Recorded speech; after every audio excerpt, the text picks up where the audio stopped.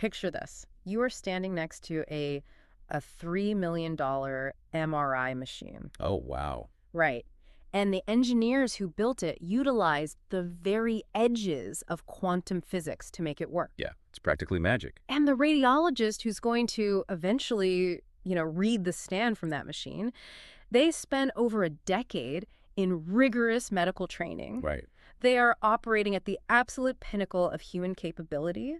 But, and this is the crazy part, how do the teams running this futuristic technology actually tell each other that the next patient is ready?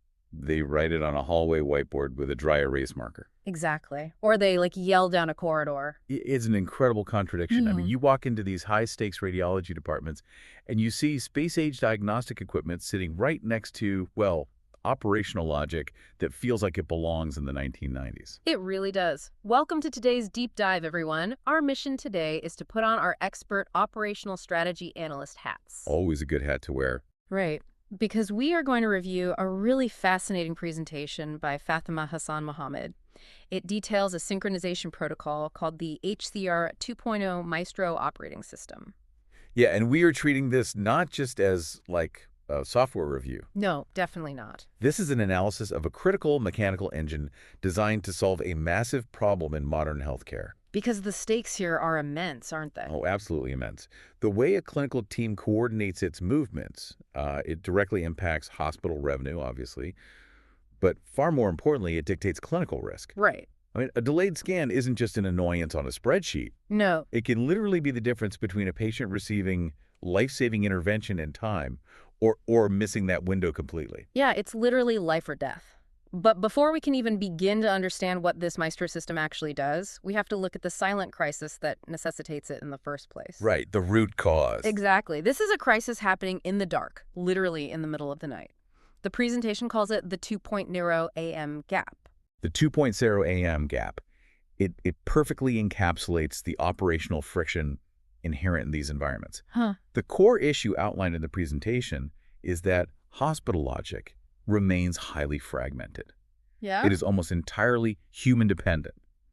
And Fatima Hassan Mohammed uses a phrase that really stuck out to me. She says, modern departments are data-rich, but awareness-poor. Okay, let's unpack this, because that phrase is just so striking. Data-rich, but awareness-poor. Yeah. It means the information exists, but it's trapped in silos. Like, the CT scanner's internal computer knows the bed is empty. Right, it has the data. Exactly. And the electronic health record knows a scan has been ordered, but the human beings actually running the floor, they aren't synchronized. I think of it like having a Formula One Ferrari sitting on the track. Oh, that's a great way to look at it. Right. It's a masterpiece of speed, telemetry, engineering, but you're trying to coordinate the pit crew using carrier pigeons. Yeah, that is exactly what fragmented signals look like in practice. Because operations are currently depending on highly static channels. Like what? Well, think about it. If a nurse sends a message in a frantic WhatsApp group chat. Oh, man, those group chats. Right. And the supervising radiographer misses it because they're busy with an unstable patient. The whole system stalls. Because no one else saw it. Exactly. Data in that environment is local, and it is incredibly volatile. If someone forgets to update that dry erase whiteboard you mentioned earlier, poof, the knowledge is just gone. It's just gone. Which leads to what the author identifies as the cost of blindness. And they actually measured this, and the metric is, well, it's genuinely shocking. It really is. The average silent idle time per shift, purely due to these coordination delays, is 22%. 22%. Let's contextualize that for a second. Please do. 22% of a 12-hour shift is over 2.5 hours. 2.5 hours. Yeah. That is 2.5 hours of a multi-million-dollar machine sitting completely idle. Not because there aren't patients who desperately need it. Right, the waiting rooms are packed. Exactly. Yeah. But because the team is struggling to figure out who is supposed to be doing what, or, who is waiting on whom. And the hospital board ends up paying for that blindness in two major categories: revenue and risk. Right. And on the risk side, you're looking at delayed clinical escalations. Like, think about a stat stroke protocol. Oh, yeah, that's a perfect example. A patient rolls into the ER, and the clock starts ticking immediately. Every single minute literally equals brain tissue saved or lost. Time is brain, as they say. Exactly. So if the CT scanner is technically free, but the technician is off assisting in another room and nobody told the ER desk. You have a massive problem. A huge problem. And then you add in the excessive cognitive load on the staff trying to track all this down, and it leads straight to severe burnout. But hold on, I'm trying to square this. You walk into any modern hospital, and it looks like a NASA control room. Yeah, screens everywhere. Right. Tracking heart rates, oxygen levels, room temperatures, patient flow. How can they possibly be awareness poor if they have all this high-end tech tracking every conceivable metric? What's fascinating here is a behavioral phenomenon the presentation refers to as dependency drift. Dependency drift. Yeah. In a complex, highly layered work environment, one layer of staff will naturally assume that another layer is monitoring a bottleneck. Oh, okay, like in a busy restaurant kitchen. How so? Like the grill chef assumes the prep cook noticed they're out of steak, while the prep cook assumes the head chef already ordered more. Precisely. That's exactly it. In a radiology department, the radiographer assumes the ward nurse is handling the fact that the patient isn't prepped yet. And the nurse assumes the supervisor is tracking the transport delay. No one is actually taking ownership of the delay because they assume the system is handling it. So it creates systematic gaps in care continuity. Everyone thinks someone else is driving the car. Exactly. And because of this dependency drift, hospital leadership is forced into what the author calls a reactive stance. Meaning they're always a step behind. Right. They only respond after a crisis matures. The presentation talks about ghost events. Ghost events. I like that term. What is that? These are the operational hiccups, right? A late transport, a missing lab result, maybe a minor tech glitch. Things that cascade into larger problems but remain completely invisible to management in those chaotic WhatsApp chats. Right, because nobody's actively flagging them. Exactly. By the time a ghost event finally reaches the level of a formal incident report, it is no longer a hiccup. It is a full-blown crisis. Wow. Okay, so if human-dependent communication is causing 2.5 hours of idle time a day, Yeah. and all these invisible ghost events are slipping through the cracks because of dependency drift, the solution cannot just be more communication. Definitely not. Right. You can't look at an exhausted, overworked triage nurse and say, hey, we need you to send more WhatsApp messages. That would just make the burnout worse. Exactly. So how do you actually mechanize this without totally overwhelming the staff? Well, that brings us to the actual mechanics of H-CREM itself. Okay, lay it on me. It is presented not as a communication app, but as a mechanical engine. An engine? Yeah. It's designed to interpret all these chaotic departmental signals into an automated governance structure. It moves the department away from simple workflow tracking, right, and into a high-performance synchronization protocol. Here's where it gets really interesting, because the system does this using something called the 10-level event map. Right. It relies on standardized triggers. This essentially removes the human guesswork of deciding when something is actually a problem. Which is huge. It's massive. It doesn't ask a tired radiographer to judge if a 10-minute delay is, like, worth bothering the boss over. Yeah, taking that burden away. Right. The map dictates the escalation logic automatically, alerting leadership before the bottleneck matures. And the stated goal here is closed-loop safety. Which means what, exactly? That means ensuring every single disruption on the floor has a defined, hard-coded recovery path. Okay. But to make an engine like that work, it needs fuel, it needs inputs, it has to know what is actually happening on the clinical floor right at this second. Right. And to get those inputs, H-CREM utilizes a 60-second flash sync protocol. Flash sync, yeah. This is a standardized rhythm that occurs at the start of every single shift. Now, instead of making staff write out paragraphs of text or, navigate through 6 different complex drop-down menus. Which nobody has time for. Exactly. It uses high-frequency binary inputs. It's basically a color-coded status check, green, amber, or red. Right. Are we running smoothly? Are we starting to struggle?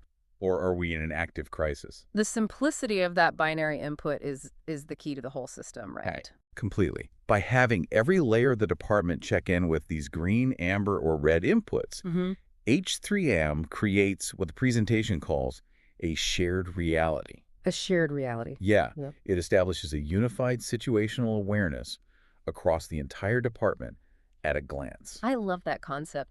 It acts like a binary traffic light system that instantly aligns 50 different people. Yes, exactly like a traffic light. You walk onto the floor, you look at the board, and you instantly know if the department is cruising on green or if there's a red light flashing over in MRI room 2. Right.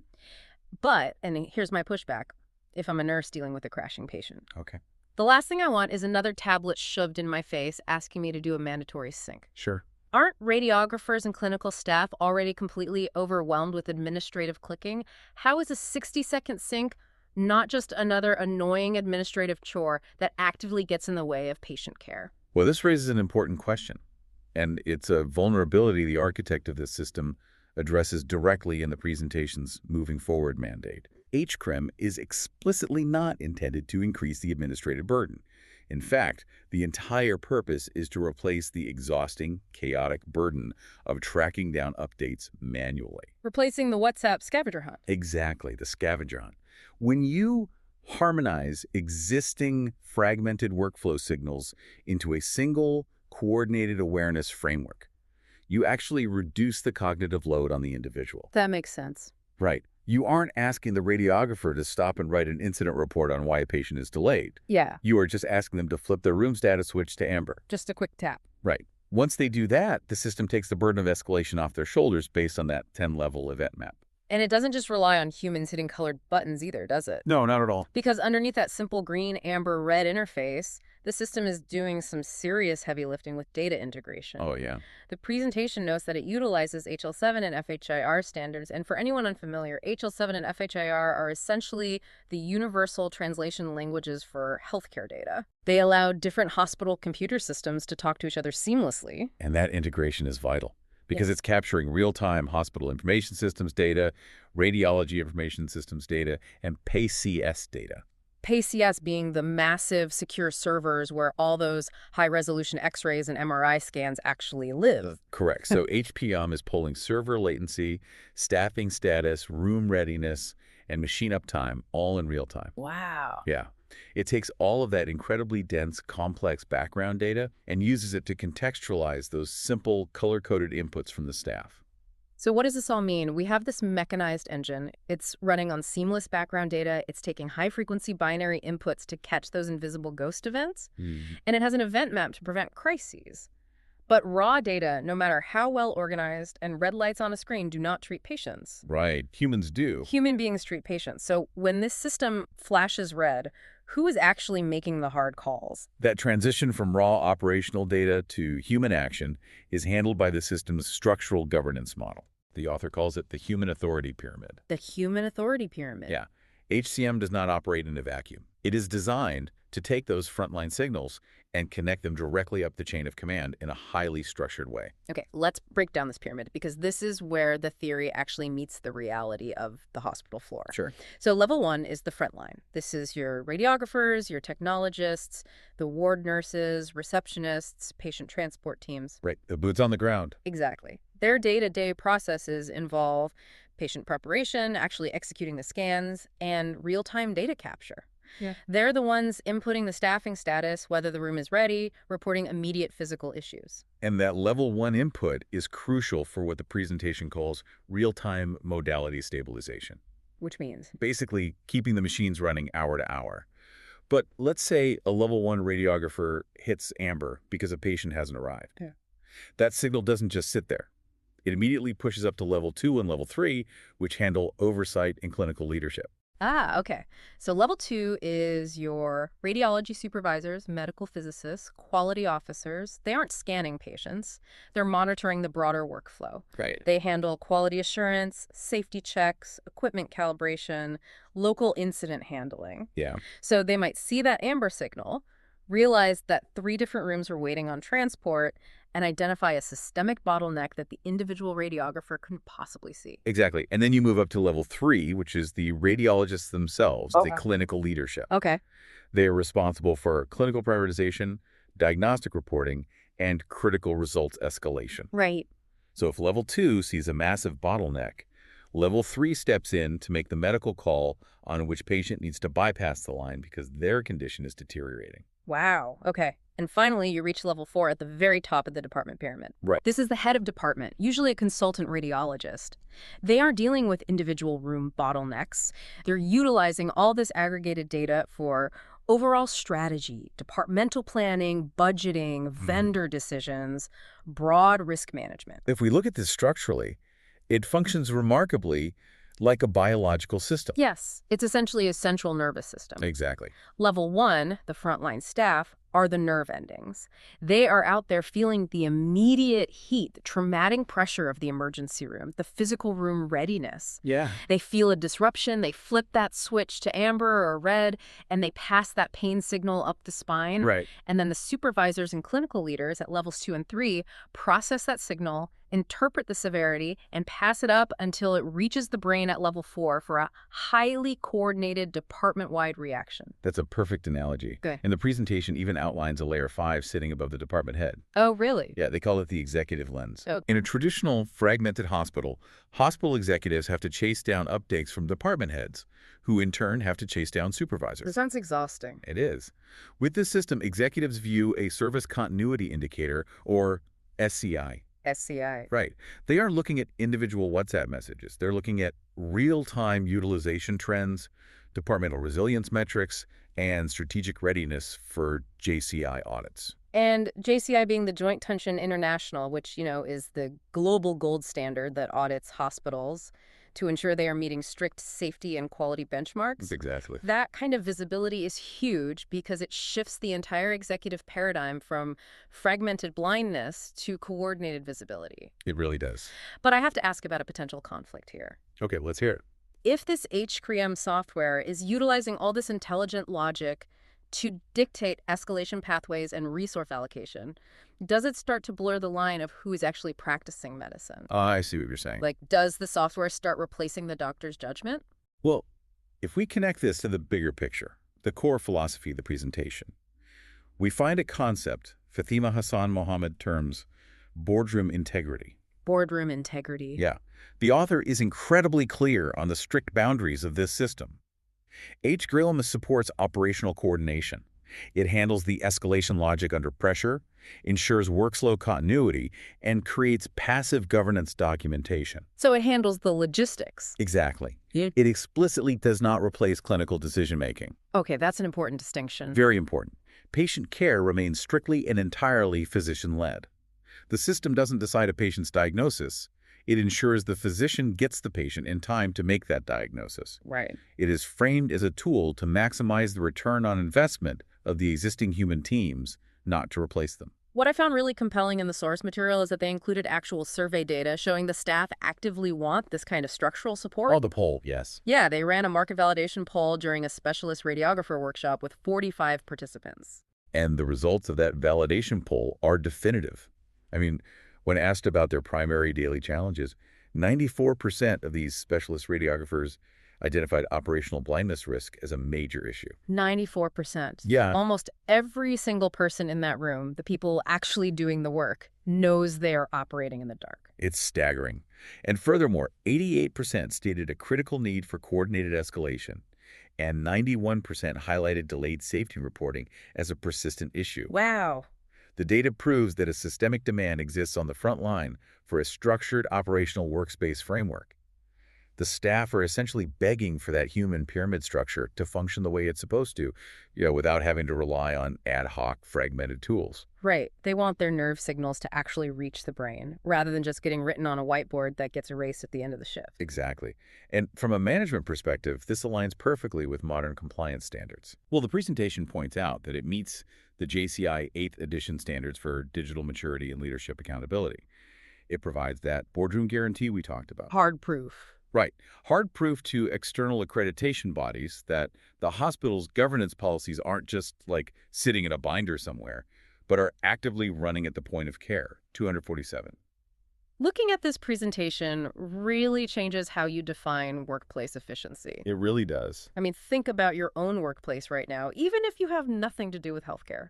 How much silent idle time exists in your day simply because of fragmented communication? Probably a lot more than you realize. Right. How many times do you assume a coworker is monitoring a bottleneck only to discover a massive crisis 3 hours later because of dependency drift? It's a universal problem in complex modern operations. Across almost every industry, we are heavily data-rich, but fundamentally awareness-poor. Yeah. There is a core philosophy embedded in the final slides of this presentation that I think summarizes the whole endeavor perfectly. Oh, I know the one you mean. It states, H-CREM is not designed to eliminate pressure. It is designed to help teams function intelligently under that pressure. That's the key right there. Because you can't stop the emergencies from coming through the hospital doors. A radiology department will always be a high-pressure environment. Always. The goal isn't to pretend the pressure doesn't exist. The goal is moving from a passive reactive stance to a state of proactive awareness. And what is truly remarkable is how dynamic that proactive awareness can be. Yeah. Yeah, because the Maestro operating system doesn't just treat every hour of the day the same. It features 5 adaptive operating modes.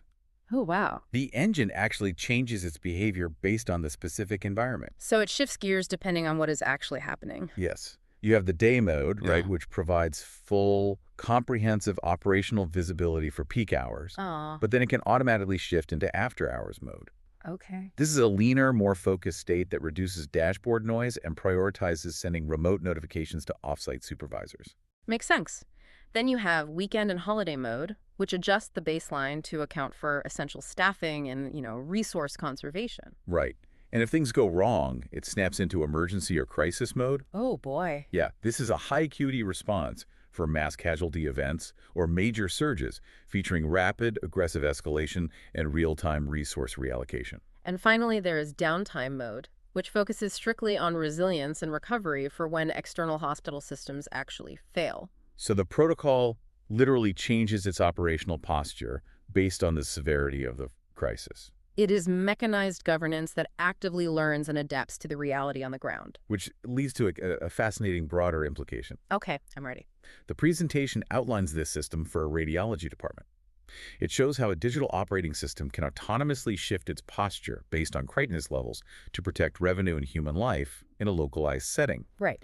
But if you extrapolate that logic outward, Yeah. imagine this kind of mechanized governance scaling up. Oh, I see where you're going. Imagine this same synchronization protocol running an entire multi-site hospital network.